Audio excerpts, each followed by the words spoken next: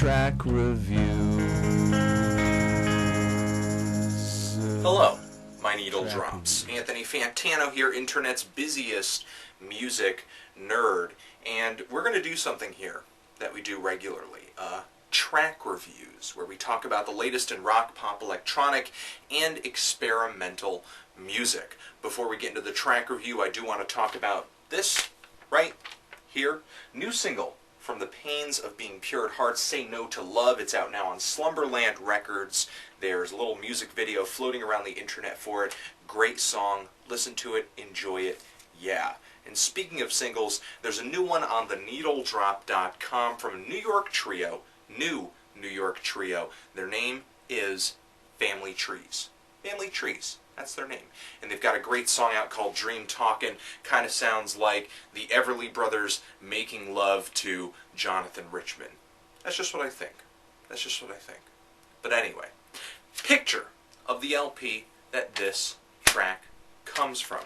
Band of Horses' third album, out on Columbia Records. I would think by now in this band's career they really need little to no introduction, but their new LP is streaming in full on MySpace right now, along with this title track that we're going to take a review of. Band of Horses with Infinite Arms. Okay. Just want to make sure everyone knows that if you go down there in the D bar, the D box, the low bar, the down bar, the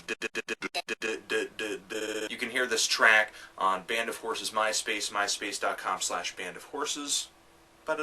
So here we had an introduction with very simple guitar strumming, a lot of atmosphere, and some ambient sound lifted from a forest in the night. A lot of crickets, a lot of birds, and this is fine because this is alt country's natural habitat. And I didn't really care for the vocals at first, but given the aesthetic here, and given the shimmering guitar leads, and just how easy and soft this song is, I really can't see them being done any other way. This thing for me was a little too sedate in the verses, and I would say it even bordered on being underwhelming. However, when the chorus kicked in, and you had that swell, that heavenly swell, into you, that for me was really captivating, just undeniably beautiful. And what was that melody kind of following the chorus too? Sounded like a whistle? Maybe a guitar? I don't know.